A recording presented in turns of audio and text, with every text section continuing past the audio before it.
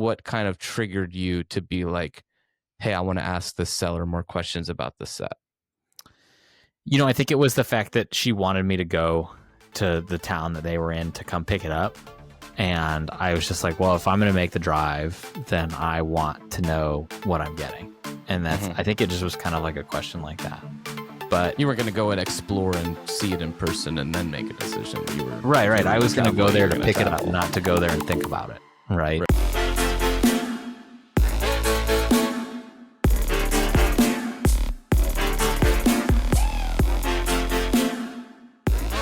Hello, bricks, chicks, and minifigures. You are listening to AFOLs Welcome, where we talk about all things Lego from the perspective of two adult collectors. We're your co-host. I'm Grinch. And I'm West.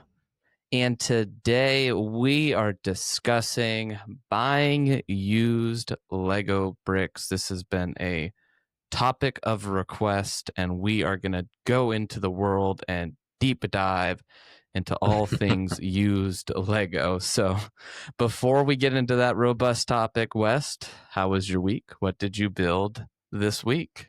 It's been a good week, Grinch, and I didn't build anything, but as promised in the last episode, I did get my 2 deliveries from Bricklink of my Cars Duplos sets, which are, and not the set rather, but just the vehicles. So I bought the Lightning McQueen, the special painted one from the first movie, and a Mater, the tow truck.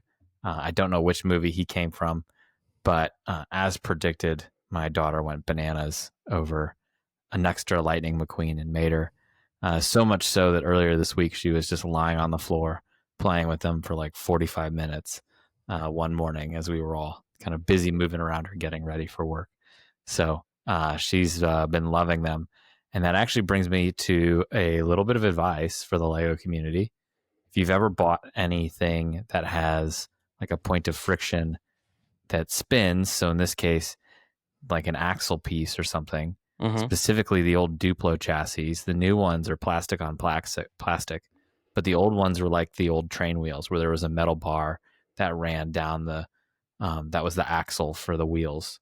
And anytime you're dealing with a metal bar like that, or even sometimes the plastic on plastic, like the new train pieces, if you take graphite powder that locksmiths use as like a dry lubricant for a lock, so they say, don't put WD-40 in a lock, you put graphite powder in there with your key, and that will actually make things a lot smoother. Well, graphite powder works extraordinarily well on Lego bearings and stuff like that to kind of reduce the friction. So the old Lightning McQueen that we got was really squeaky because the metal on the plastic was just making like this awful squeaking sound. And all I did was put a little of the graphite powder on there from a door lock, and it worked really, really well. Not only that, the wheels spun a lot better than they used to. So this could be used on train wheels. This could be used on, like I said, any point where you're revolving something around an axle in Lego. You could use graphite powder to just make it that much smoother. Well, you know what they say: the squeaky wheel gets the grease. So, there you go.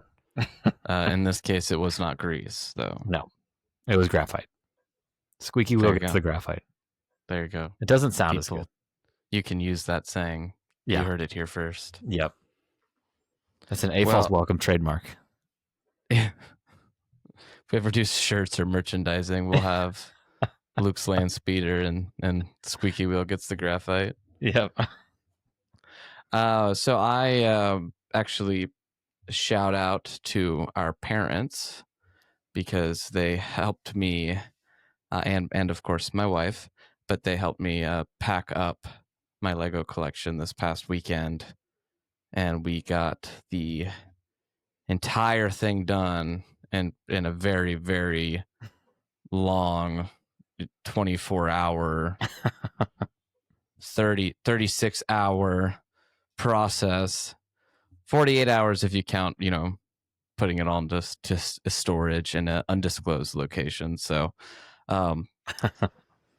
there's no more Lego in my house, and it's a sad day.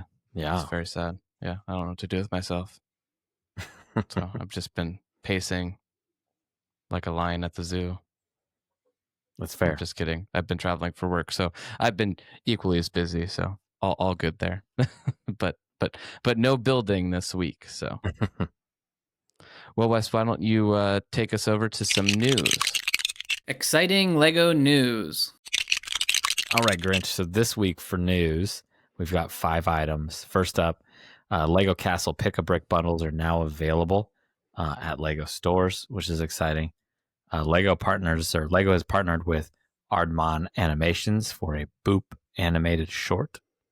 Lego Harry Potter Hogsmeade Village Collector's Edition set 76457 was officially announced for $400 US. Lego Upscaled Baby Astronaut set 40767 gift with purchase returns until August 21st. And 2 new Lego Nike sets were officially announced. Grinch, what stood out to you this week? Yeah, I wanted to chat about these pick-a-brick bundles. They're not like discounts or anything, but it's kind of cool. It's like, we talked about on, was it, I think, the 5 things Lego could do better episode. We talked about how they could engage with the AFOL community a little bit more and use things like the pick-a-brick wall a little bit more strategic. Hey, here's how you can build a tree, something like that. And right? here's all the parts to do it. And here's the parts, and just bundle it all together and go. So in this case, they've got like the Wolf Pack Outlaw bundle, which is just, the dog and a Wolf Pack troop. They've got I think it's like a Lion's Night crossbow. They've got a horse and, what's that called? The little kind of dress thing that goes over it. The banner or something like that. I think it's a sweater. A horse sweater. Yes. Yeah. Yes. Yeah. Exactly. A medieval horse sweater. And so there's also like a pirate one and a Viking one too. So I thought that was really cool. I mean, it's, they're minifigures, right? So it's nothing revolutionary, but it's a different way to engage with pick-a-brick and army build and stuff like that.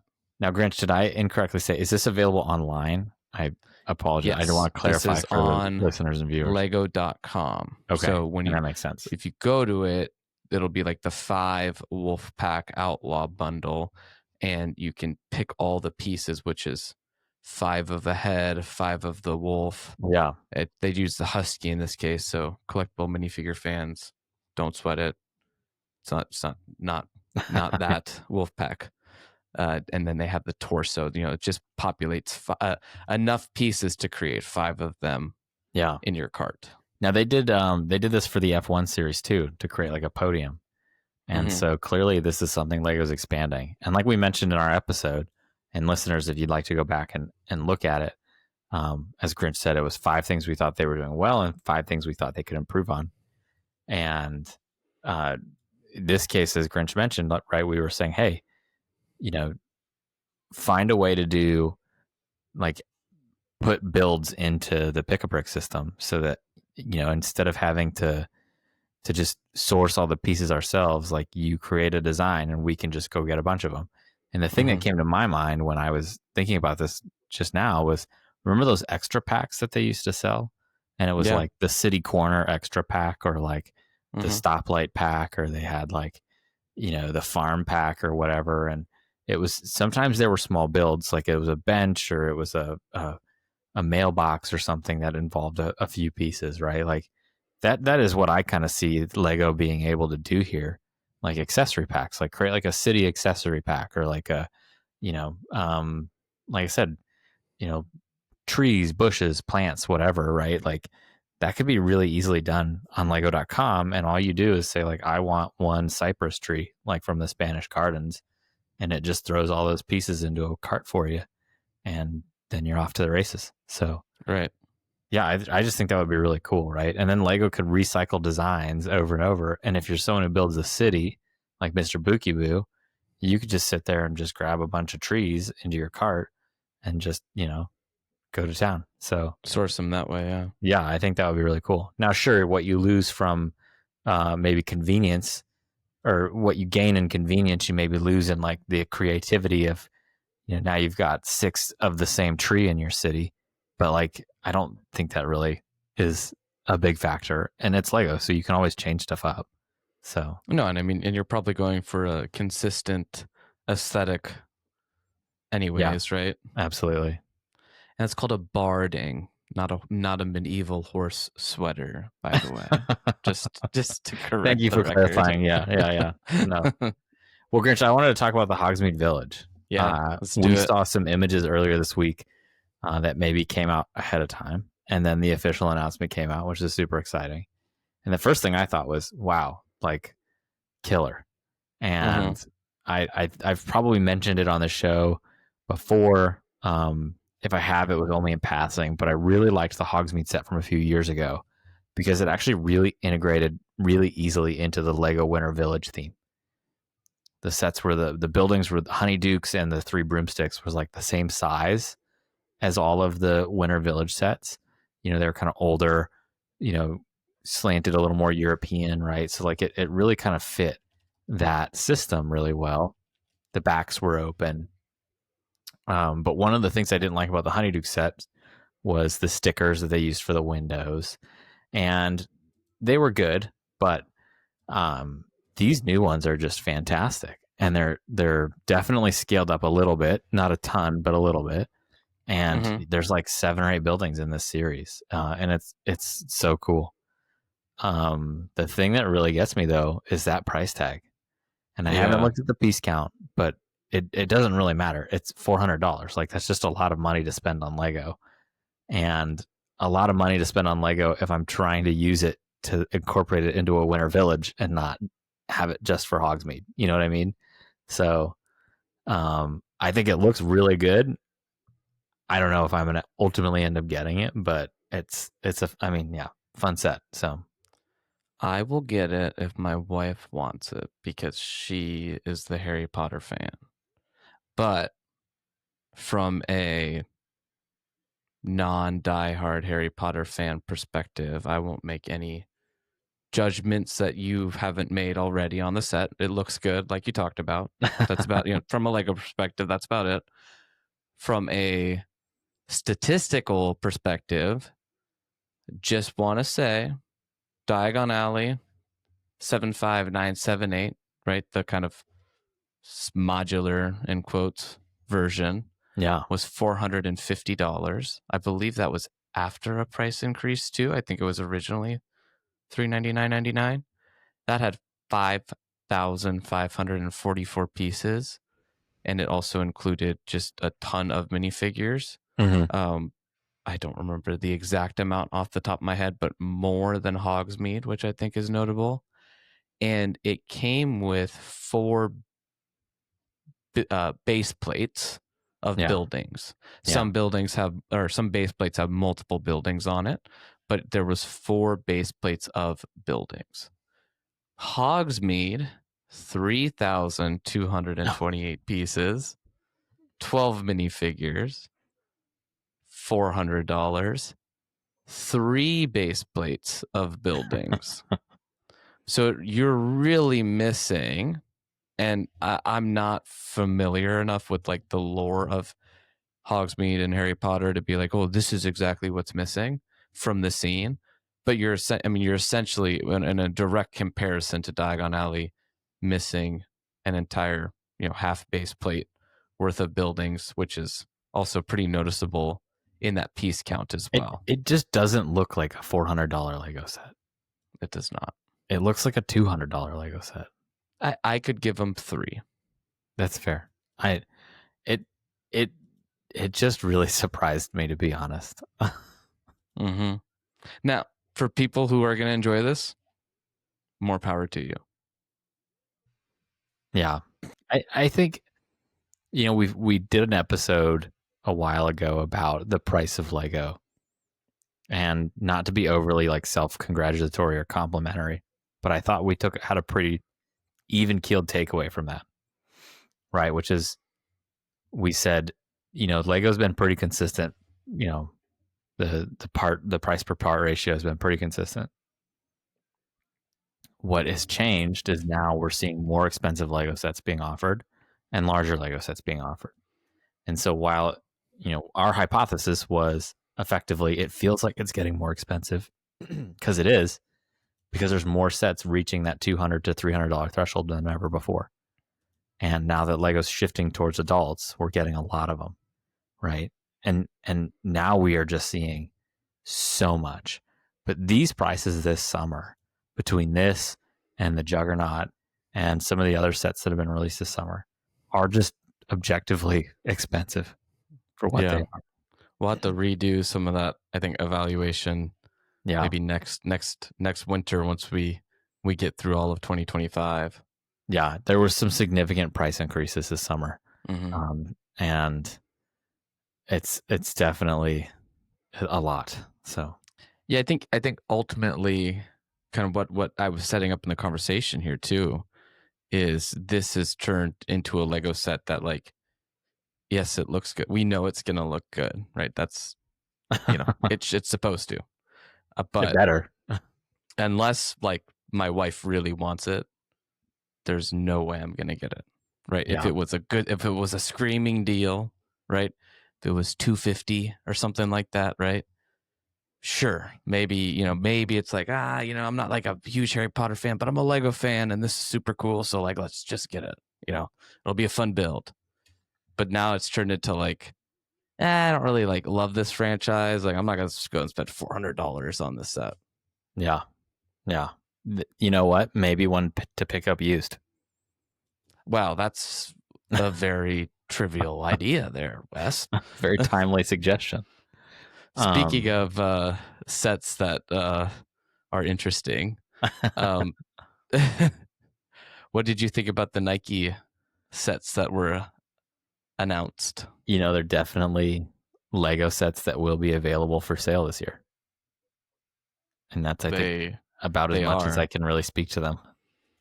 Yeah, I'm not a huge fan of these Nike sets. I mean, the Dunk shoe was interesting. Yeah. And then we've got the Slam Dunk.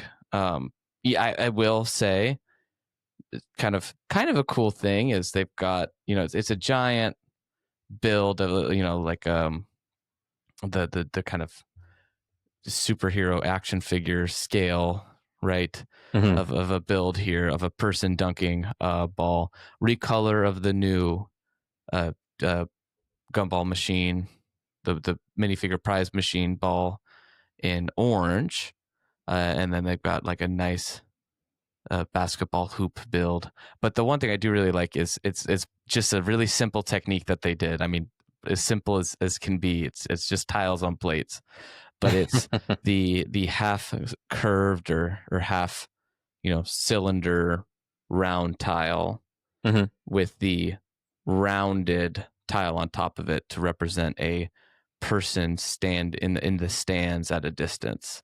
And they've got a couple of those at the bottom, a couple rows of people sitting in the stands watching from the distance, and just a real simple technique and way to represent that it just one of those things that I probably was not supposed to catch my eye immediately, but that's what caught my eye immediately with the set. Was like, oh, I really like that technique. I'm looking this up as you're speaking, so keep going. And then we got another Nike set that was more similar to that original one that we got, the Dunk trick shot. Honestly, kind of like, I guess, a combination of these two, which is just the Nike shoe itself with a minifigure jumping out of the shoe. The shoe is to the scale of that, Adidas gift with purchase shoe that we got when they did was it the Superstar or Samba or something like that a few years ago. And in this case, it launches off and the guy dunks into what would have been the previous, or the current, I guess, minifigure scale basketball hoop design that they've used in the past and now. Yeah. I mean, the one with the figure dunking, I saw the description you had of the people in the stands, and that does look really cool. And I really like the shading. There's a lot of like variation on blue in there, with like dark blue all the way to kind of like light azure blue in kind of both the background of the guy dunking, but also just kind of incorporated into the build. it looks really nice. I wanted to actually take this conversation very briefly in another direction, which was, as we were describing and talking about this before the episode started, I was thinking about people who collect shoes. And I was like, adult Lego collectors and adult shoe collectors are kind of cut from the same cloth, right? We all like to buy sets. We build them. We put them up on a shelf, and we never touch them again. Mm-hmm. Just like adult shoe collectors, like they might buy the shoes, take them out of the box, and then put them on a shelf with all their other shoes, and then never wear them, because once you wear them, they're losing their value. And so, maybe Lego and the shoe collab makes a ton of sense.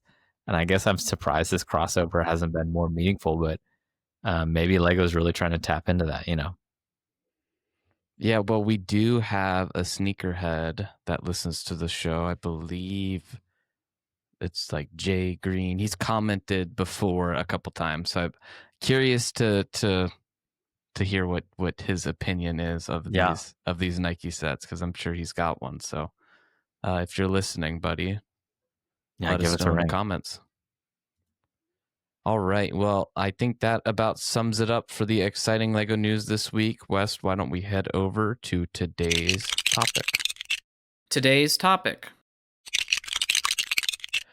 All right. So for today's topic, we're discussing buying used Lego sets, including the best places to buy, how to avoid scams, how to clean if needed, and then how to spot and maybe even find value. Ooh. So, West, I've got a story time. Got a story for you. I bought a used bin before. I've done it multiple times, but one time in particular, I think it was like 25 or 30 pounds of Lego, just a lot of just pieces, base plates, etc. No minifigures. So it's kind of a risk when you do that, right? Because minifigures can really increase a lot of value. So I just negotiate with the person. I'm like, hey, I don't want to spend more than $5 a pound for bulk. So like, got this listed for like $200. Like, I'll do like 125. Perfect. Works for me. Got it. Took it home. Had fun kind of sorting through it, and turned out there was a BNSF train in it. And so that more than covered the cost of the lot by two. It was missing a couple pieces, but it did thankfully have like the rare pieces. Yeah. And I did have to get a clean new sticker sheet for it. So that certainly ate into a little bit of the, the quote margin. unquote profit. Yeah. But, not, it's still, the rest of the pieces at that point were all a bonus. The other 24 pounds of Lego that I got. So I just thought that was a fun place to start this conversation. Obviously there's many different ways to engage with used Lego, but what gets you excited about this topic? Well, I mean, we have a few things of like reasons why to buy used, and I the one that I think I really appreciate is the idea of just being okay with buying used Lego. Like every time I buy used Lego, I think I'm conditioned to wanting it new.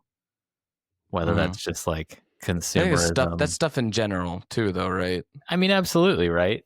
And it's like, I mean, that's generally how most things, at least originally, are purchased, right? Is you buy things new and then you use them, and that's how the lifespan of like anything that you buy sort of works, right? Mm-hmm. And I think I've been a lot more comfortable of like just saying, hey, like, it's okay that it's used. You don't need to buy everything new in box, sealed. And right.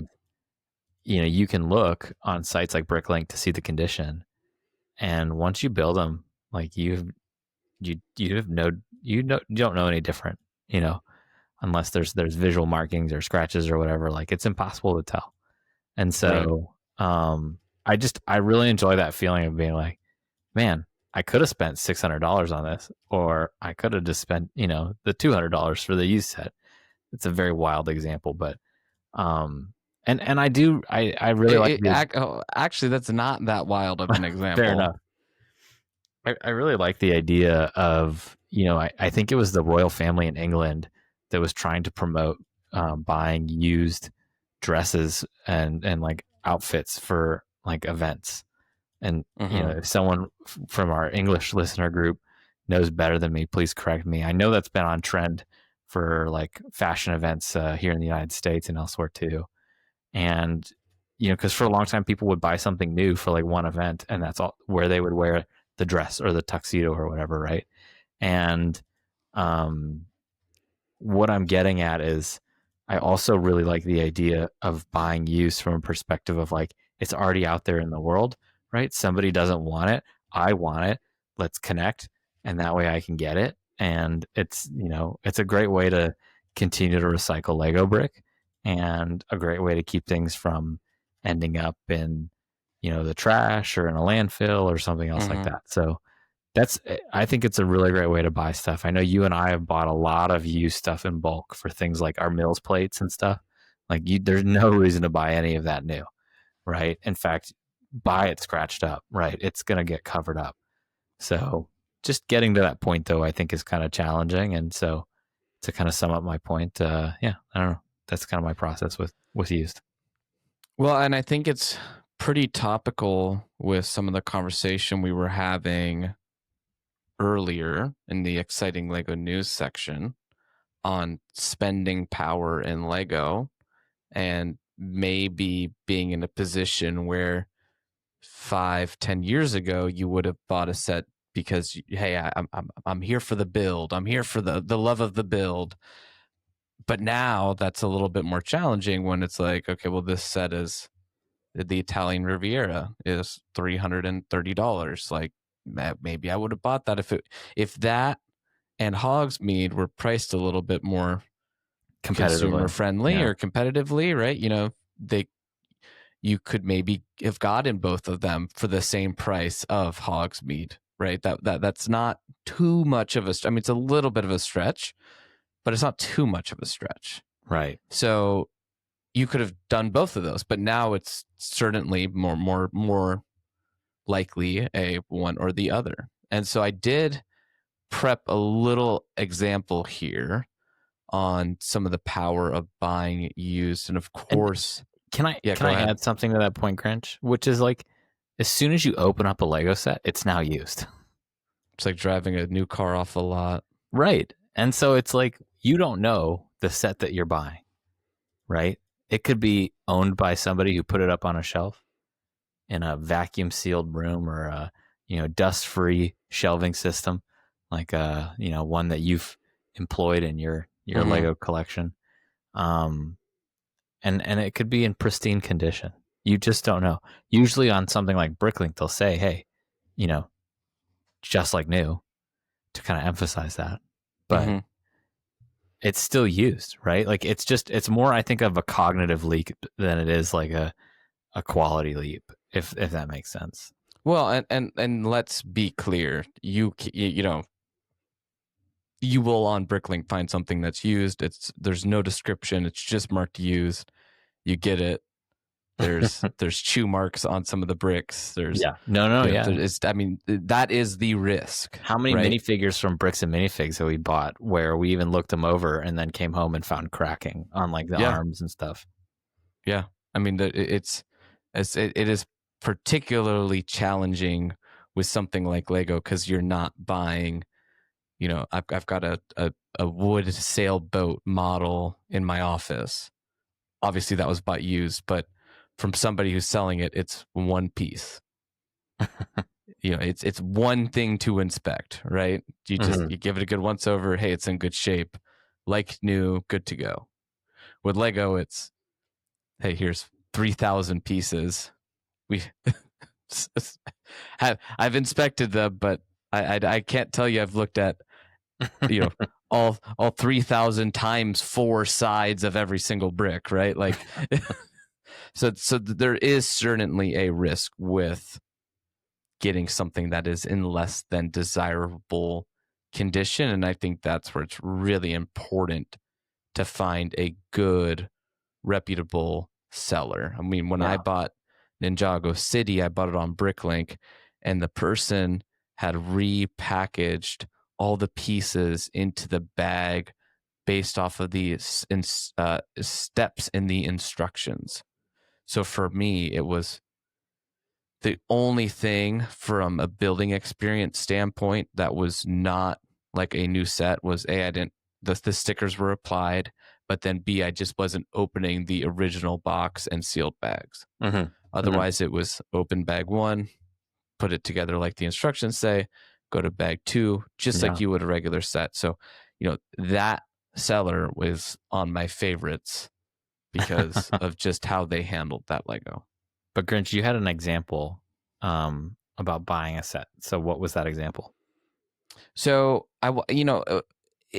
particularly, used Lego is a really large topic. So we're going to kind of bounce all over the place. So in this specific example, we're talking about the benefit of buying something used versus new, in that it helps increase your spending power. Mm-hmm. Ultimately, let's pretend we live in a world where we have a budget of, this is going to sound absurd, but $4,000 to spend on Lego. And I'm the biggest Pirates of the Caribbean fan in the world. Yeah. Another way we can buy or leverage used Lego sets is in particularly with things that are retired. Mm-hmm. Because those are going to be the things that are, cost are being driven up on the secondary market because of rarity, because of desirability, exclusivity, etc. Right? Yeah. So let's say Mr. West is the biggest Pirates of the Caribbean fan in the world. Hashtag the third movie was the best. And exactly, and he's got $4,000 to spend on Lego, period, not just Pirates of the Caribbean. And you want to get all of the sets. You have to. You have naturally to get them. Yeah, you just have to. So you go and you buy them all new in box today. That would be $3,200. It's a lot of money. Is right. So you have $800 left to spend on Lego. Oh, yay. I mean, that's still pretty great. Now, you could increase your spending power here and buy them used. Oh. And let's say you bought them used. They would be $1,800. So now you've got $2,200 left to spend on Lego this year. I could buy them used twice. You could buy them used twice. And still have money left over. Now, let's say you're ADD, like your younger brother is. His name also happens to be Grinch in this example. And you're like, I was really into Pirates of the Caribbean 3 years ago, but I'm not into it anymore. I bought all these sets new and I wanted to go to resell them.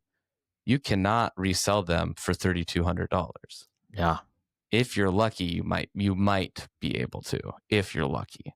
And that's because they've come out with a new movie and no new Lego sets, and everybody and their mother wants Lego Pirates of the Caribbean so badly that it's driving up the secondary prices. You're going to have to sell them for those used prices, or that's going to be your comp, right?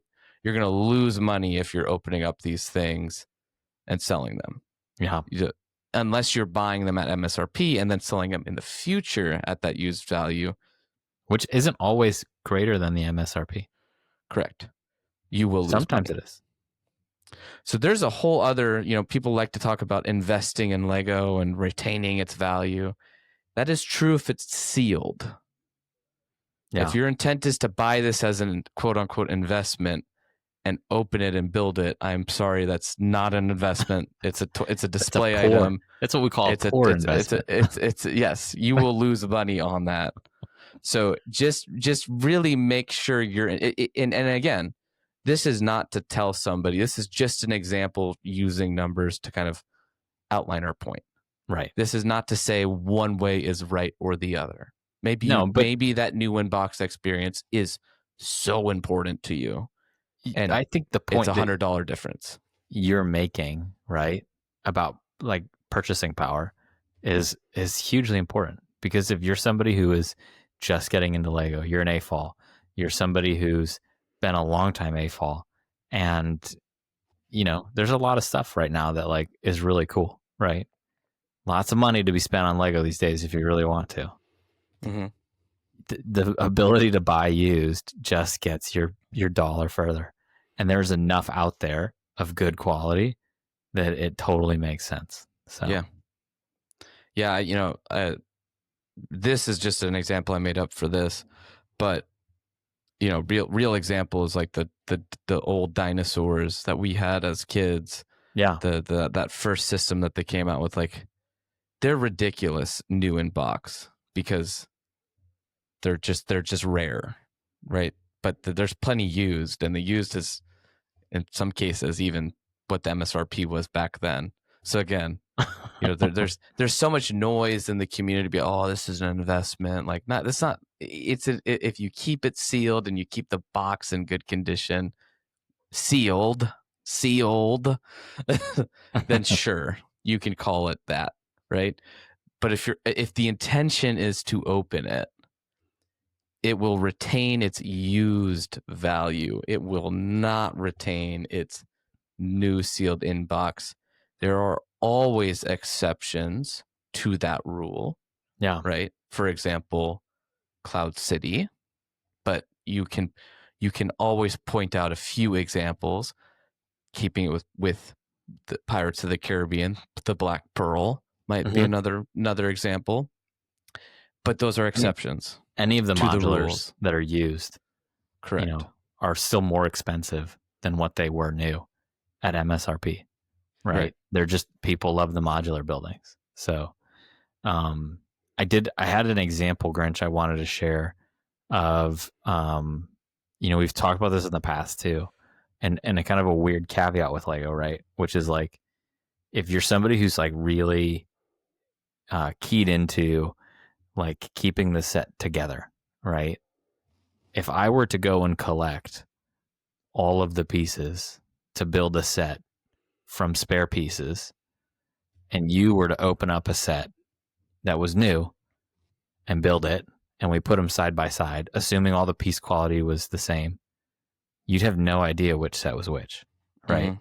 And I theoretically could advertise my parted together set as a legit Lego set, because on the used market, there's really no way to tell. Like, yeah, they're not serialized bricks, right? And it is common practice, if let's say you bought a used modular and some of the white bricks got yellowed or scratched, and you go, oh yeah, I'll just replace them because I got some over here in my regular part kit. You're not taking away the value of that set because that brick that came with it originally has now been removed, right? I'm taking this to like a logical extreme of like, well, what if I just part together a brick bank? Could I advertise it for sale as a real brick bank on? I mean, technically, yes. No instructions, no minifig. I mean, people do that on Bricklink all the, right? And you would never. I mean, maybe it's disingenuous, right? If you're passing it off as like the real thing, but at the same time, it's Lego. Like, there literally is no difference other than. But I think you're setting up a part of the conversation I think we're going to have in the future too. Yeah. So understand what you're buying. So let's hold off for a moment, and we'll get to that. I promise, because I got a follow-up example for you too. Absolutely. But yes. So other reasons to buy used, like you mentioned, just bulk in general. Doesn't matter. Maybe it doesn't even matter the conditions of the bricks. That's a win-win. Throw them under a mill's plate. Build the internal part of your mountain. Have the shiny, nice new bricks on the outside that you can actually see. Yeah. Or sometimes people like the weathered look, right? That's intentional. Yeah, certainly. I think when I was a kid, we had a broken red plate in our collection, and I made a little environment for one of my but I think it was the Throwbot, and I just used it to be like a broken bridge. Like, it was like, there you go, but there's a treasure hunting factor. We kind of talked about that a little bit with like American Bricker when she was on like the thrill of if the storage wars, like going and buying a bulk, that can be fun. I know we have a commenter that's really into buying used lots like that too. That's something I have done with BNSF. And then of course there's the sustainability factor of reusing instead of just getting new. Absolutely. So where's some of the places that you've bought used Lego? Ooh, I mean, most of it's definitely from Bricklink personally. The next case would probably be like Bricks and Minifigures, buying sets that were completed, and then either resealed or they have like a bag that they sometimes sell them in. And I've done both. I bought one that was in incredible shape, and then one where like the stickers were all crooked and stuff. And on that one, I actually just kind of bought it for parts, not necessarily for the set itself, but easy to fix in the long, grand scheme of things. And then I have the famous example of the estate sale, right? Which is probably not a very often or a very common occurrence for used Lego, but one that I think is definitely valid. I did try to dip my toes into Facebook Marketplace, and I have kind of a story for later on the how to judge a lot section that we'll talk about. But that's really been my experience. But how about you, Grinch? Yeah, all the above. eBay. I've done a lot on eBay. Craigslist. I've dabbled in quite a bit too, especially with more of lot stuff. But I did want to just dive into some how to safely buy stuff off eBay, especially if you're buying something maybe a little bit more valuable. Yeah. As far as Lord of the Rings minifigures, a used Tower of Orthanc, some tips and tricks there. We did do an entire episode on Bricklink, so that's out there. We're probably not going to really jump into Bricklink too much, but when it comes to buying on eBay, things that you want to look out for is are they using stock images, or are they using images of the actual product? Yep. That they have in hand. Always go for the latter, because it's just kind of proof that they actually have the product. The other thing I like to do, especially when buying sets, is I make sure it has the set number in it. And the reason I do that is because, I've got Diagon Alley open in front of me from our notes from earlier. But, if, for example, I'll put Diagon Alley 75978 Lego set. And the reason I do that is because then if I do not get Lego set 75978, I can go back out to eBay's buyer protection and say, I ordered Lego set 75978, and this is a custom Lepin off-brand. Yeah. It's Lego is a brand. It's also an industry term of a brick, right? It's a Band-Aid, right? It's a bandage or a Band-Aid. So, I just have that so that I can, without a reason of doubt, go back and say, this is not what I ordered. Yeah. I was under the impression that it was Lego set 75978, and this is not that. I think that's a really great example. And that actually mirrors the example I had with Facebook Marketplace, where I actually didn't buy the set, but it was a Rogue One set. And the image the person had put up was of the box. And I think it was not like a stock image, but it was just like a picture that somebody had taken of the box. And I said, hey, I asked the question, is it new? And they said, no, it's been opened up. And I said, oh, apologies. I prefer it new. And we kind of had a little bit of a dialogue. And essentially, she wanted me to come to her to pick it up. And it was like 100 miles away. And I was like, I'm not going to make this drive for a used version of this. I really wanted a new one. I know that's kind of counter to what we talked about before, but Rogue One is like the series that I collect. And so I really wanted to get another new one if I could. And so I just said, hey, thank you for the time, but I'm looking for a new one. What was interesting was it just, and I don't think she was intentionally being misleading, right?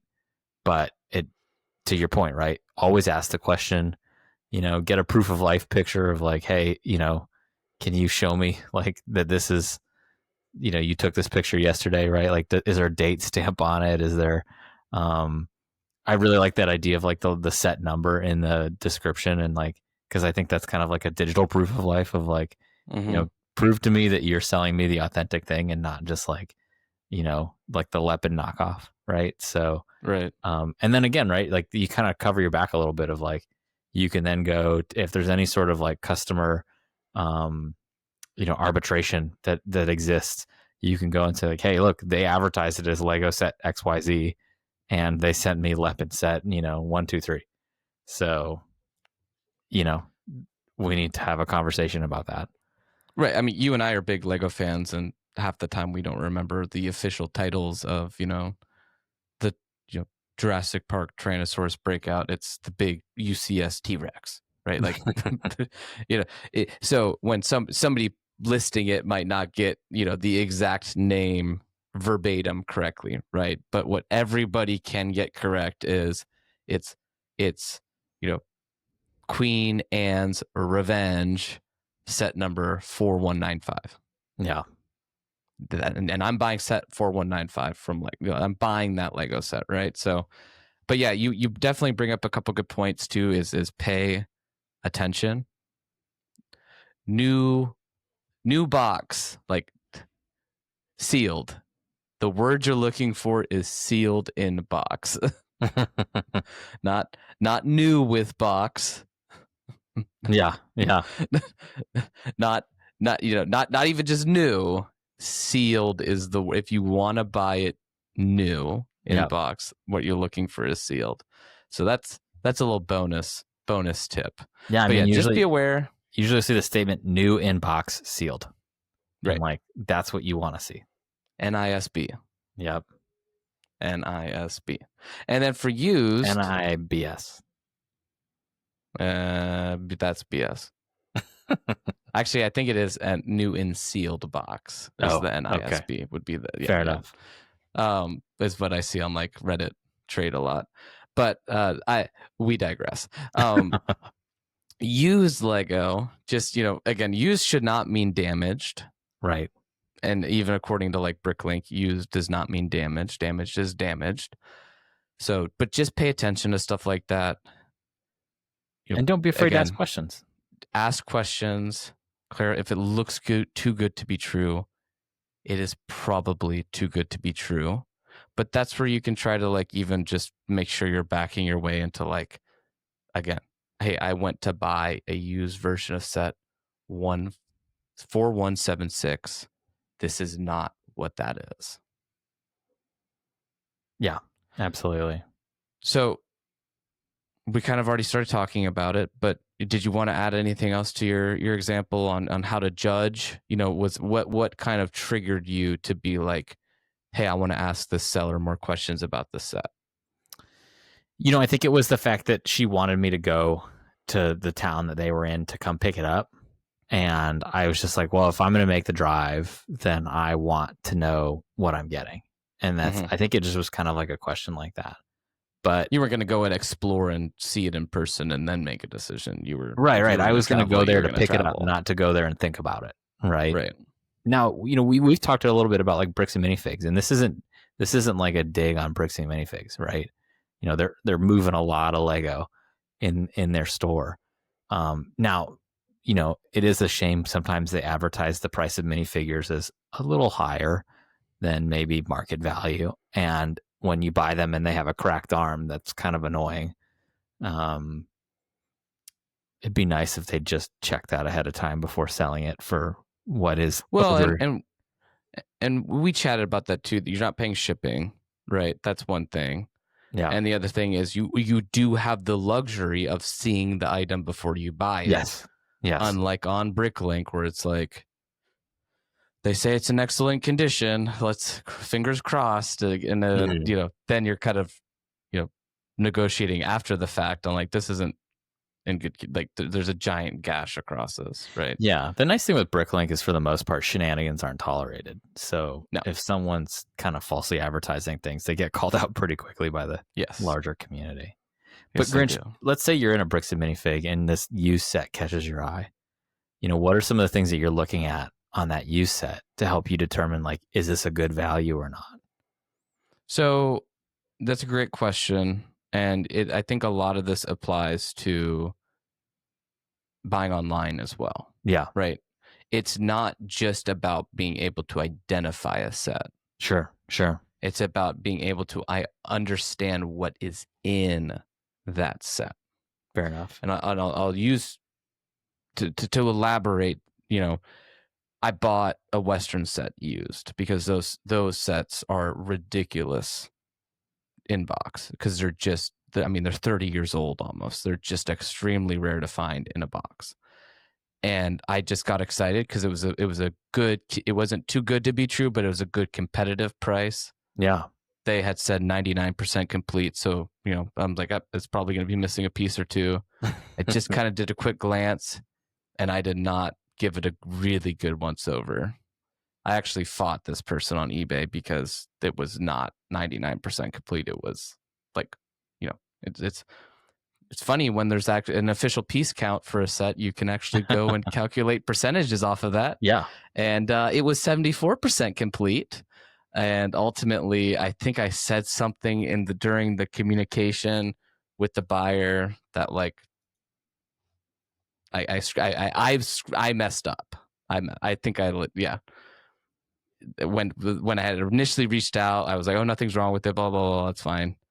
And then I was like, wait a second, but I had I went one step too fast, so it was totally on me. But I was like, dude, this is not 99% complete. This is like 74% complete.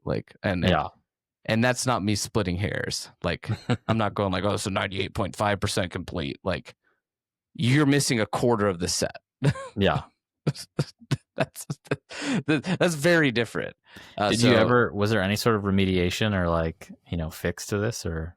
No, it was my fault because I had claimed that I was okay with it. Like, he's like, well, I reached out after you got and you said everything was he was being sketchy. Yeah, but there was a paper trail. Lesson learn from my mistake. It was not a super expensive set though, so there's that. But I did go back and I looked at the pictures and I'm like, well, yeah, this is very obviously. I mean, it was not. The pictures were not misleading. Yeah, it was all there. I just didn't look at it close enough. Together. So again, don't look at something to identify it. Know what you're looking at. Yeah. A very simple example of this would be Radagast the Brown or Angelica from Pirates of the Caribbean. They both are expensive chase minifigures in their respective IPs. Mm-hmm.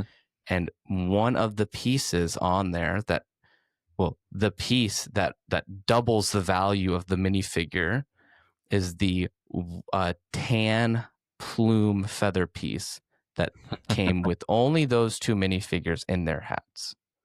If it's missing that piece, you can knock $30 to $40 off of that minifigure's price. So again, don't just look at the picture to be like, this is Radagast. Understand why that piece is valuable. Understand parts of the set, because then you're buying a Radagast for $75 that's missing the piece that makes it $75 in the first place. I love just the extreme examples of Lego commodity pricing, where a minifigure can double in value because one of his accessory pieces is exclusive to that minifigure. It just cracks me up. Yeah. So that's kind of, I think, the biggest tip there. What about you? Well, there's other things to look for, right? We talked about cracks. We talked about yellowing. I think I bought I didn't buy, but I was at the Bricks and Minifig in Portland. Shout out to Bricks and Minifig Portland. This was a few years ago, and they were very upfront about it. But they were selling the modular bookstore, the Birch Books set, and they had advertised hey, there's some yellowing on this, and sure enough, the white birch tree in the set had been, pretty heavily sun damaged. Otherwise, it was in great condition, right? Mm-hmm. And you just got to go knowing, go into it knowing what you're going to get. In hindsight, I kind of wish I would have bought it, but it is what it is. So, because those have been really easy to replace those yellow pieces. But things like dust, cracks, yellowing are all sort of indicators. The one thing that really caught me off guard when I first started getting into Lego collecting, I was in a kind of open studio apartment, and I had my Legos up on a shelf, and it wasn't really close to my kitchen, but it was close enough. And when I moved, I noticed that all of my Lego sets not only had a little bit of layer of dust, but they had a little bit of layer of grease from the kitchen. Happened to me too. And so the dust is kind of like harder to remove. Yeah. You have to clean that. Yeah, not impossible, right? But it's just kind of exposure to the elements, right? Mm-hmm. And that all of that can kind of affect a set ultimately. So, there's other things to think too, right? Like, is it in bulk? Are the minifigures included, right? Because that can change a set's price drastically. Some people will on Bricklink, they'll buy a set like the modular building, and then they'll just sell the building and keep the figures. Or, that's an extreme example. A better one would be like a Marvel set, right? Yeah. Like, I think one of the builders on YouTube built a regular Daily Bugle. He wanted to expand it, and he was kind of looking to like part it out, and then he was like, well, I'll just go buy this one on Bricklink that's used that doesn't have any minifigures in it. Like, people do that all the time, right? And so sometimes it'll be like, hey, here's the new clone turbo tank, but there's no Galactic Marines in it. And you're like, oh, come on, man. Like, yeah. Where they're like, hey, it's missing like, here's the Daily Bugle, but it's missing the yellow taxi cab. And you're like, I kind of wanted the yellow taxi cab. Like, so just, be aware of sometimes there's incomplete lots too that you can buy. So, yeah, good or bad. Right. Maybe you're absolutely. looking for we talked about, I think with Brick Maiden, I was like, I want to get another black gate to add and combined. But you don't need I don't need the minifigures. I've got the minifigures. Yeah, I mean, it'd be would great. that have been nice in 2013? Yes. Hop in a time machine. So I promised, I think when we were talking, we started talking about this, we were getting a little ahead of ourselves, and I was like, I got an example to come back to when we get to here. And we're there. We're okay. there. I did want to circle back and say I have not checked the price of that dark tan plume feather piece in a while. Used, latest 6 months sold, not for sale, sold on Bricklink for a used one, $65. Oh my gosh.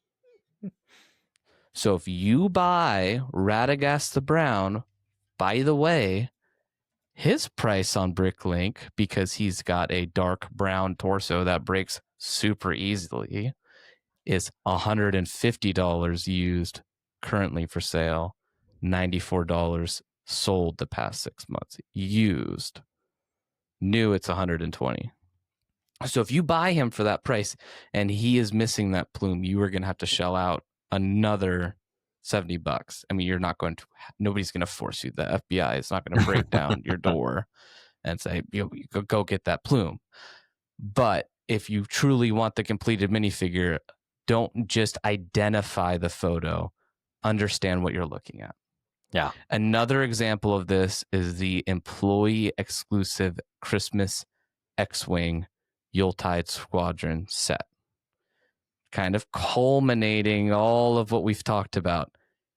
The only exclusive thing outside of the packaging and the instructions in that set is the Yuletide Squadron minifigure.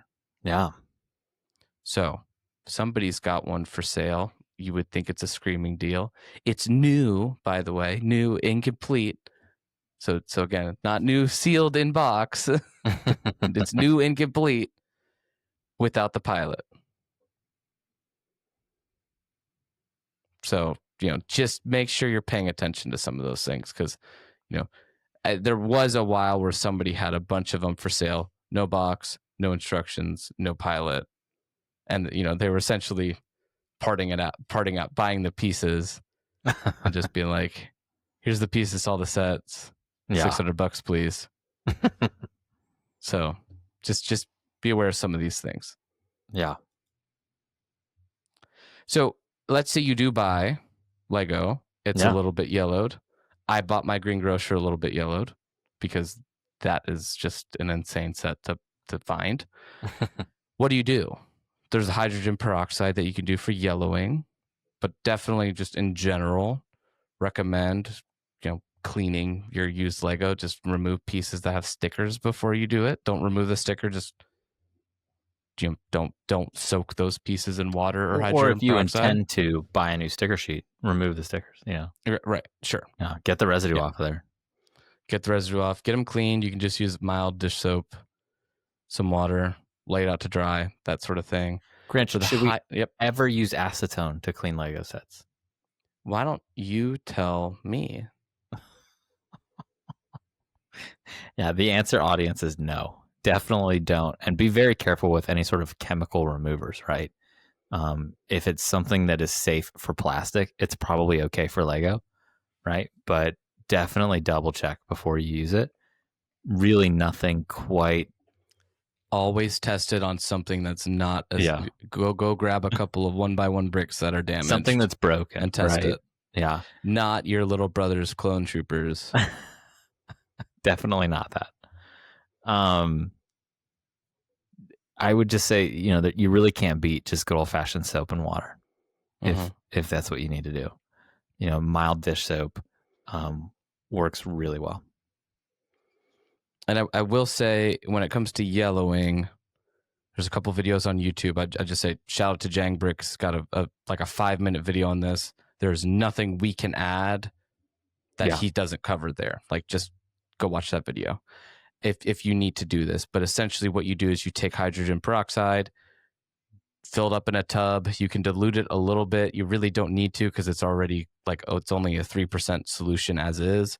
So, for example, I went to CVS. I bought 5 liters of hydrogen peroxide. Throw it in a giant hydrogen peroxide. It was 70 cents a liter too, so it's pretty cheap. Yeah. Throw it in a big tub that's clear. Throw your pieces that are yellowed in there. Soak them out in the sun all day. In the sun. If it's a cloudy day, it will not work as well. You want sunshine. It's weird ironically, because sun is the thing that fixes the thing that the sun caused to begin with. Correct. The yellowing is from the sun, and the sun fixes the sun. Yes. There's some beautiful irony there. We go full circle. So, yes, we do. After you're done with that, rinse it off. You might need to repeat that process. So, but after that hydrogen peroxide is exposed, it can, denature a little bit and not be as potent. So you might have to refresh that and just do that process again. There's literally a perfect 10 out of 10 video out there on this. There's nothing we can add other than just describing what it's done. and flip them, like your burgers, yes, right? Because you don't want one side nice and shiny white and the other side yellowed. Very well said. Well said. Wash them off with water, let them dry, and they're pretty much good to go. And it does work. It really does work. The other thing that is certainly worth mentioning with buying used Lego is you can always negotiate.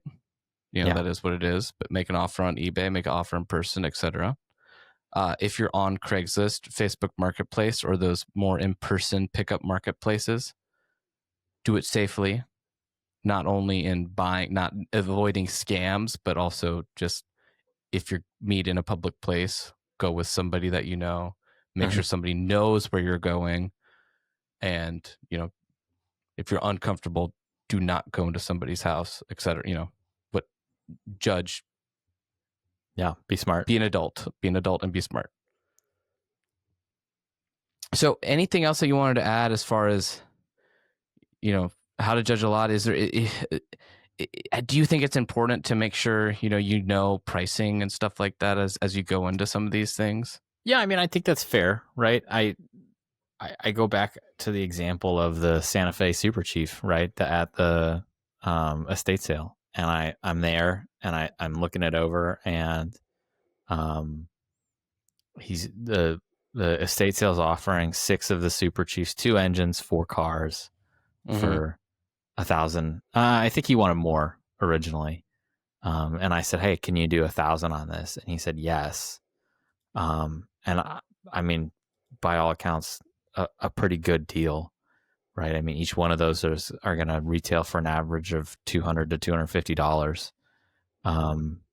So I think knowing that price is important, and that allows you to negotiate. I probably should have asked to throw in the BNSF engine that they had there too into the mix.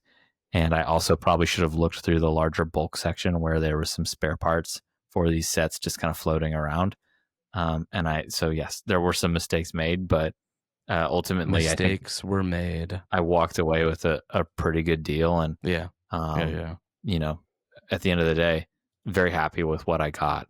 So, but I think knowing the price is important, right? Because if you walk in there and you're like, man, this is my white whale set, it would be really easy to just pay what they're asking for. Which, we talked about this with American Bricker. These days, people know like that. I think it's a rare day unless you're like, catching somebody really off guard, like a parent who's just like, yeah, my kid went off to college. I'm just trying to get rid of this crap. Like people know what Lego is worth and they can look it up. I've talked to many people who are novices in the Lego community who are familiar with Bricklink. And they're like, oh yeah, I just like Googled that and that's what came up. And I'm like, how do you know about Bricklink? And, like the barrier to entry into kind of a Lego fandom these days is not high. And the nostalgia factor is high. And people are pretty tech savvy these days. So, you're not really catching anyone off guard is what I'm getting at. So to your point, I think it is really important to know value and just to know what you're getting into. And it gives you some negotiation room as well. Yeah, absolutely. And then I'd say be patient, especially with something used. Yeah.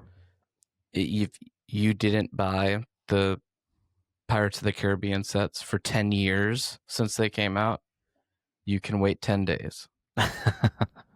Shop around a little bit, right? Yeah. Find a deal. You don't have to just go to the one that's listed on there for twice the price that it should be. There's a reason it's the only one listed there, right? Look for externalities, right? If something's priced overly high or overly low, there's something goofy about it. Right, exactly. All right. So, any final thoughts? Any mistakes to avoid, or last considerations here? I think it's always important just to double check that you're not buying something that's misrepresented. I think Grinch, you and I went out. We were downtown in Omaha, just to one of those like Emporium kind of stores. And on one hand, I think you did get a really great deal. On the other hand, like a lot of the stuff that was advertised at that store, there was some Hobbit minifigures. And I think we saw a couple that were authentic and a few that were fake. Including a blue shirt Bilbo that was authentic. And I spotted in the back of that box and I bought that thing for $6 and I just sold it for $215 the other day. Nice. It's hard to tell, right? And the fakes are getting better and better. And I think it's just... Or worse and worse, depending on how you look at that. Yeah. So I think that's the thing. Grinch, you'd mentioned forgetting shipping costs, right? Like when I was buying I parted out a brick bank and a detective's office. And the shipping costs for all of those Bricklink stores, sales, lots, it adds up. And I did a combination of, I used my own bricks on both of the buildings. I think I had about 50% of the bricks. I bought from Lego Pick-a-Brick, which had free shipping. And I bought a bunch of Bricklink stores. And I still probably spent about the used price for the building, to be honest. Yeah. And on my brick bank, I don't have any of the mosaic windows because those are each going for like $40 or $50 used. Yeah. So it just, just be careful with how you're doing that. Be conscientious of all of the different costs that are going to go into it. Bricklink's great. The shipping costs definitely add up. So Yes, they do. something to keep in mind. It's great to find a deal, and then you have to spend $20 on shipping. Now, lastly, Grinch, one of the things that you've told me that I think you heard, and I don't think either of us have been able to personally verify it, but check things out like Goodwills, especially after Christmas. I think that was the advice you gave me, was after Christmas is a great time because people get stuff that they're like, hey, I just don't want it, or, this wasn't what I was looking for, or I already have this, or whatever the case is. And that's a common place for Lego sets to be brought in extremely good condition, right? Yeah. We have talked in our AFOL and Lego story of the example of our preschool teacher whose son had gone off to college, and she just gave us his Legos, right? If you know people, we had a very close friend, and I think you got his Legos from his childhood. And I don't remember, you didn't buy those, did you? No. But, sure, we had those relationships, right? But like, so, you don't just go around to like your neighborhood and asking people if they want Legos. But it was the example we gave to American Bricker too. Maybe you're in your local town and you want to, spread the word, like throw out a Craigslist ad, go on to Facebook Marketplace, we'll buy used Lego, right? Like if that is something you're really interested into, you don't have to necessarily hunt for stuff. You can let it come to you by just kind of putting out a little ad. So, I guess the only other thing we never really talked about is buying stuff at like Lego conventions, right? There's a lot of sales that actually occur at Lego conventions. Not really any different than like a Bricks and minifigure or anything like that. But half of those are Bricklink stores, actually. Yeah. Well, the majority of them are already just Bricklink stores anyways. Yeah. Grinch, I think one thing too, that is really worth your consideration is time. Yeah. If you're buying a used set, that's one thing. If it's maybe missing some pieces, just again keep in mind you're gonna have to source those other pieces if you want it complete, pay for shipping, etc. But if you're buying a giant bulk of Lego, it's gonna take time to sort through it, and it's gonna take a lot of time to sort through it. So just that time is often as often the case it is, time is usually the limiting variable in a lot of these situations, right? You just don't have the time to go out every weekend and sift through it and get it organized, etc. So definitely keep time into consideration when doing all of this. Absolutely.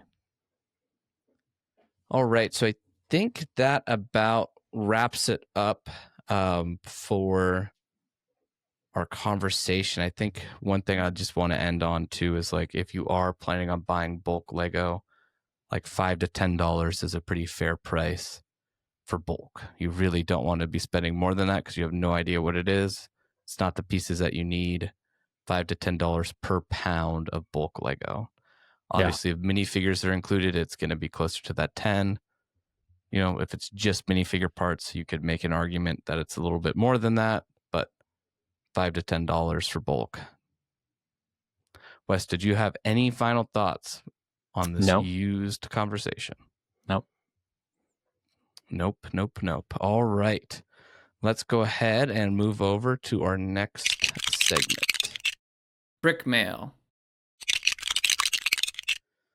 All right. So, West, if you're okay, I will take our first brick mail because it's from Matthew VB, who actually came over and introduced himself to me at Brick Fair. Yeah. He says, "Hey guys, it was great to meet Grinch at Brick Fair, Virginia, and congrats on the Bricky." Pause for thunderous applause. I wish we need a soundboard, like West, sorry we couldn't meet and hope to see you at a future convention. Absolutely. I've caught up on the backlog and have thoroughly enjoyed the show. Excited to dive into the Lego Pieces episode that we did last week. More to come and excited to be on the journey. Matthew. Well, thank you, Matthew. It was wonderful to meet you. It was nice to chat with you about your experience with the show and get to know you as a builder and look at your builds and see that too, because we don't always get to have that sort of engagement on the show through Brick Mail. So very nice to meet you. It was funny, I will say. I was with some family friends that we know very, very well, and I got a text from, it's like a family that we know, so we're good friends with, the son of the family, and I got a text from him. He's in the West Coast now, so he's no longer. We were from Virginia, and he was like, I hear you're a bit of a celebrity in the Lego community, because while I was visiting with them, Matthew had come up to introduce himself. And so they were like, oh my gosh, Grant knows all these people. They're introducing themselves. So that was kind of Matthew. It was perfect timing, and I was like, no. It's nothing like that. But that was just kind of funny, I thought. So, but Matthew, it was really nice to meet you and chat with you. And Wes, did you have anything to add? No. Wes, other than I hope to see you at a future convention. Yes, perfect. We hope to see Wes too. Why don't you take us on our next one? Yeah, our next one is also from Matthew. Different Matthew, the Mats. And he writes, I recently discovered this podcast and love it from the beginning. And I've loved it from the beginning, listening to your tips on Lego themes and how to move it. I have a question about the Avengers Tower, because I'm wondering if I should get it before it retires. Thanks, Matt. So, Matt, thank you obviously for writing in. We really appreciate you listening to the episodes, and appreciate the feedback on the stuff that you really enjoyed. And Grinch has the Avengers Tower. I don't. Grinch, what are your kind of off the cuff thoughts? Like, Matthew, should he get it?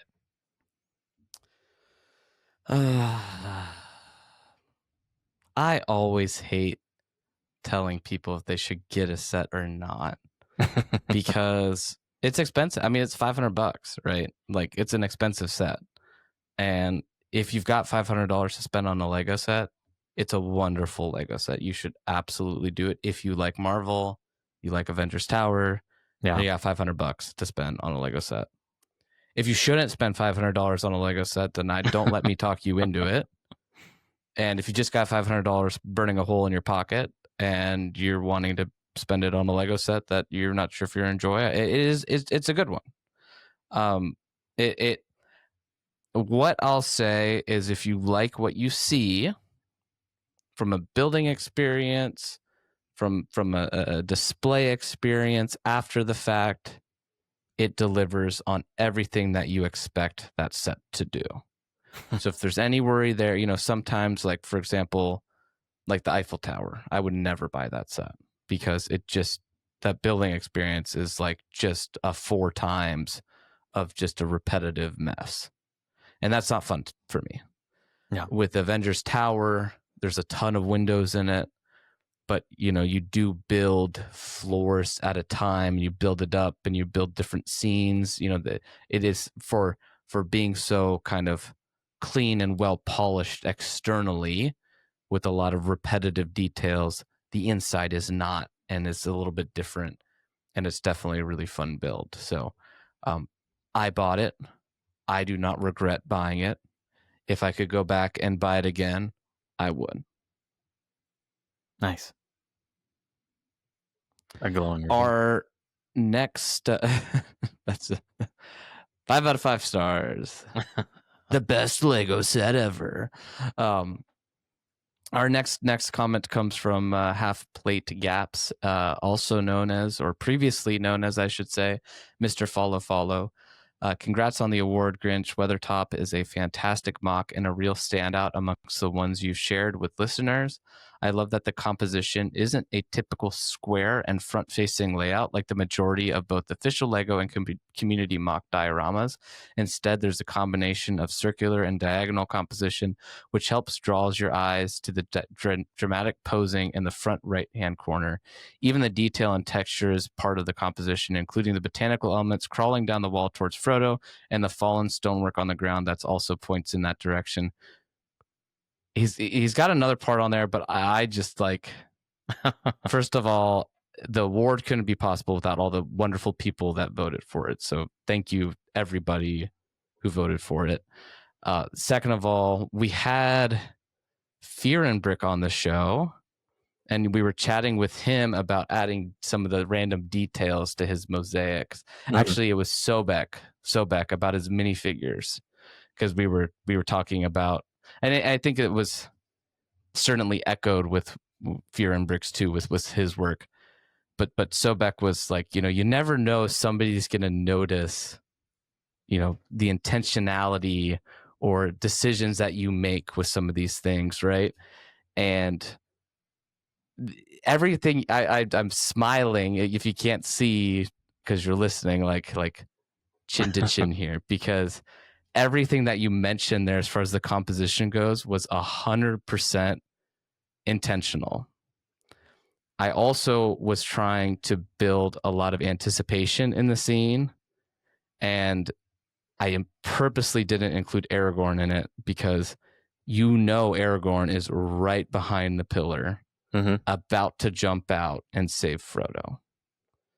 So why capture that and only that when you can capture both scenes?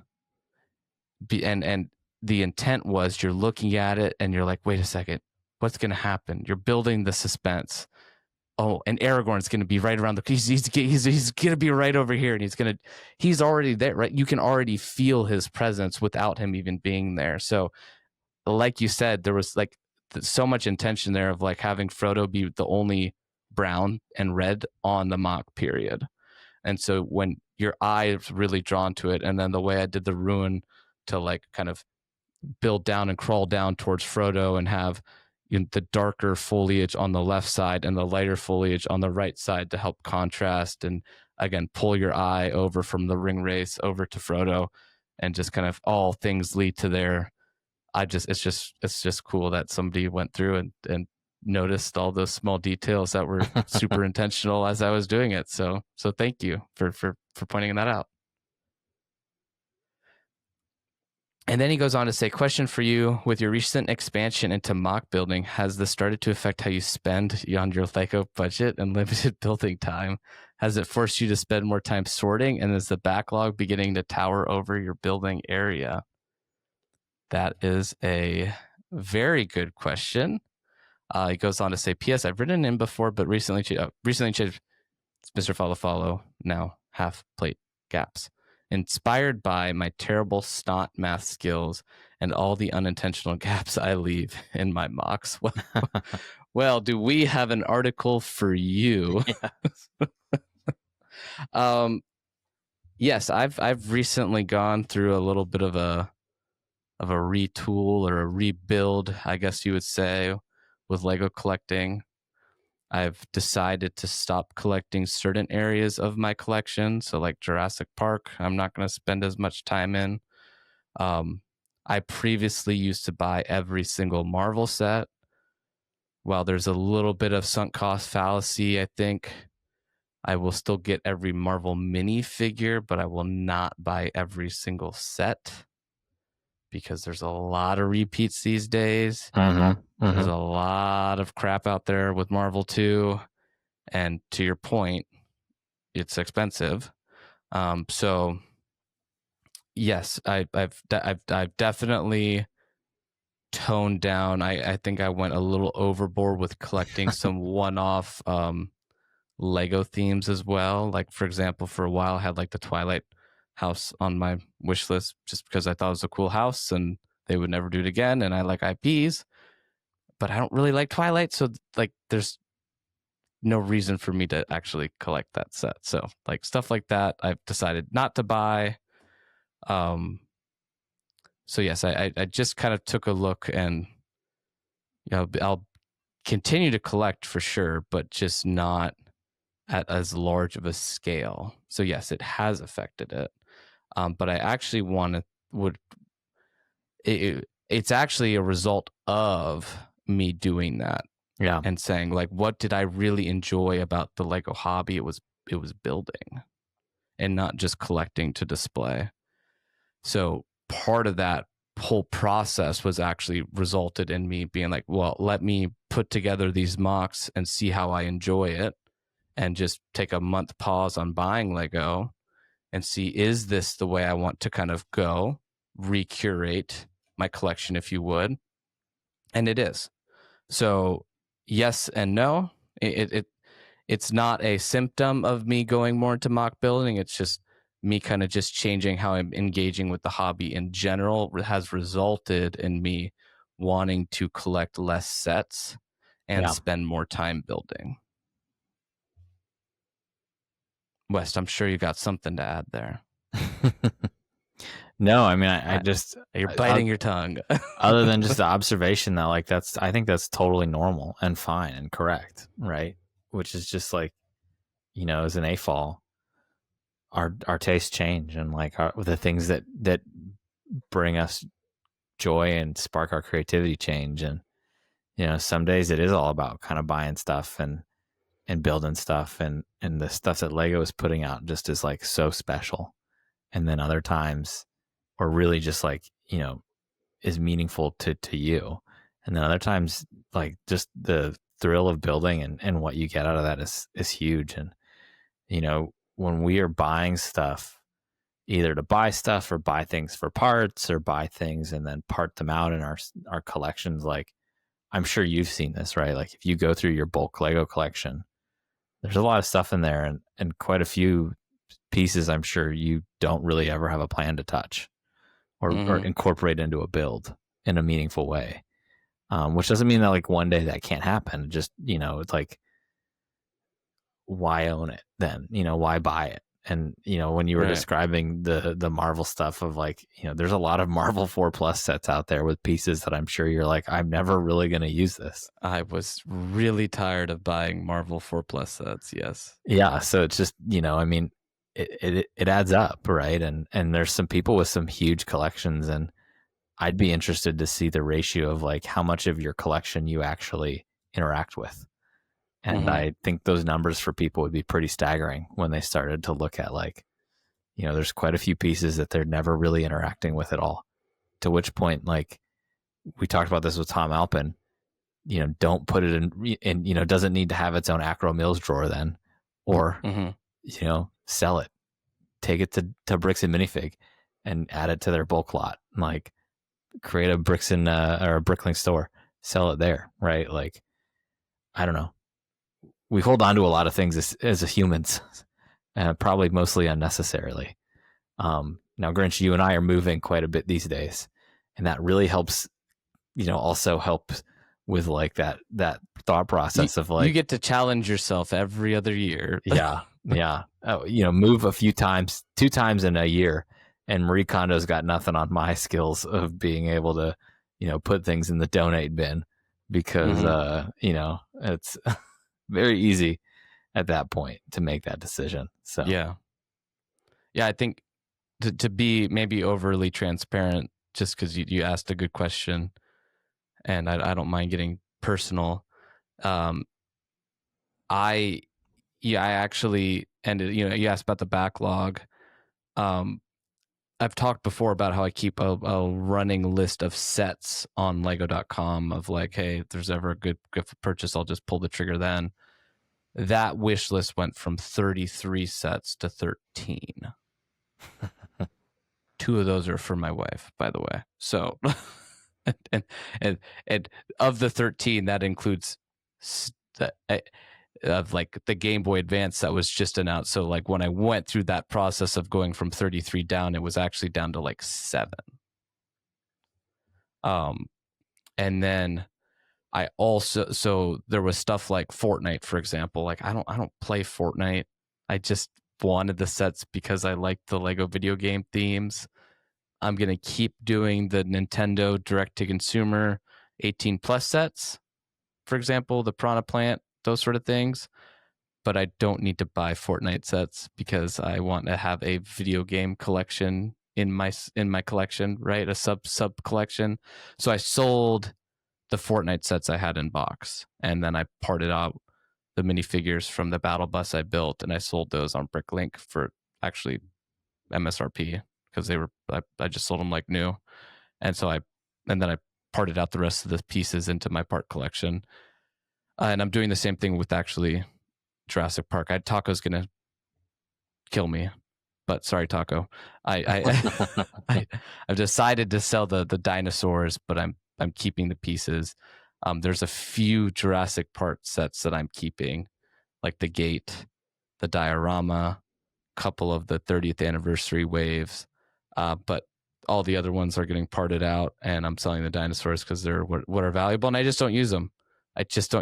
And I literally had 15 Lego T-Rexes of different colors on the shelf, and yeah, I mean, I'm not selling any of like my Comic-Con stuff or stuff like that, but so there's if you look at your Lego collection and you're like, I've got 50 sub themes in there, I'm just slimming down some of the bigger ones that I was maybe collecting because it was more habitual than out of actual desire. And I think it's really healthy and good to challenge yourself sometimes, and just kind of give yourself a little bit of a gut check when you're in a hobby like this, of just like, do I need to go buy the Jurassic World Rebirth sets? Is there anything there that I don't already have, other than the fact that it's the new Rebirth set? Not really. So, and that kind of led me to be like, well, do I need to have all these other sets too that aren't really even good necessarily sets? You typically just bought them for the dinos in the first place. So, the exception, there's exceptions to that rule, like the T1 Typhoon, for example, is just an awesome helicopter. But some of the Dominion sets weren't necessarily great Lego sets in themselves. They were good vehicles to sell a set with a molded T-Rex in it, right? So that's kind of the brutal truth of that process that I just went through this summer. But it's healthy, and I think it's a good example of self-actualization. And I think a lot of people in the Lego community need to do that. I think that's how you stay in it for the long haul, Yeah. This is not the first time I've done this, by the way. I used to collect every CMF. You had quite a few at one point. I was missing all but 5 series. Yeah. But, and as adults, we age, we change, we have different priorities. We already talked about this, right? But like, you have a young daughter, I have a young daughter. They're getting older. Like, I'm now buying Duplo on Bricklink. I never thought I'd do that. But like, the way that she just lights up when she sees like her Lightning McQueens in the morning, like that just like makes her day. So like, yeah, I'm going to buy more of them, but like, I'm not going to buy the Speed Champion set this summer that I wanted, or maybe would have bought, because I'm now buying a used Lightning McQueen on Bricklink. So, we just, we change, we grow. And I think it's part of people that create content for Lego, not for Lego, about Lego. Semi-important distinction. It's important, I think, to us from a value perspective to have a realistic engagement with the hobby, and not a overly zealous consumption engagement with the hobby where, oh, we bought the new Lego set because we buy every single new Lego set, and we're going to go get 6 of those new Lego sets to combine into a bigger one because it's cool. It's not realistic for most people, and I don't think that's a healthy way to engage with anything, let alone the Lego hobby. Yeah, I mean, it's just like unchecked consumerism, right? And yeah, it's easy to fall in the traps of like, oh yeah, I'd love to go buy more myself, right? Or I saw this review on YouTube, like that they said it was a good set, like I gotta go buy it. I like this theme, right? And I mean, I'd really love to go buy the new ATTE with Commander Cody in it. I think it's maybe just on the cusp of retiring. But that might one be able was to find a good Walmart deal on that one I've seen some for like $80. Ooh, I should go check my local Walmart. Yeah. Because that actually would be a pretty killer deal. Yeah. So go buy 15. But like, I know, I'm like, if I build this thing, I don't know what I'm going to do with it. Right. I'm not building dioramas. It's not really diorama scale. It's, like I'd like it because it's nostalgic, because we got the original one back in the day. It was yours. And it was a really cool set. We got it. I mowed lawns for months for that thing. $10 a cut. That was a $70 set. That took 7 cuts. You know, I think the restraint is, I think it comes with age. I think it comes with wisdom. And I think it comes in recognizing and doing exactly what we talked about, Grinch, which is just kind of those gut checks of like, you know, do I really need this? And sometimes, well, need is never the right answer, right? We don't need Lego. Do I really want this? Whoa. You're taking this a little too far there, West. Okay, I'll back it up. Apologies. But I think we've beat this topic plenty here. Anyways, yeah, we've I think covered this to the extreme, but you know, we've talked about this a lot on our show. Yes, we have. And thank you, Half Plate Gaps. I do love the new name. It's pretty good, especially after you're building a mock and you're like, oh my God, this gap. Like, how am I going to fix this? So I like the name. I like the story behind it too. And that is a wrap of another episode of AFOLs Welcome. If you've enjoyed this episode, please subscribe and leave us a review on Spotify, Apple Podcasts, YouTube, or wherever you're listening to the show. If you would like to write the podcast, please email us at afolswelcome@gmail.com or follow us on Instagram at AFOLsWelcome. Thank you for listening, and we will catch you on the next one. See ya.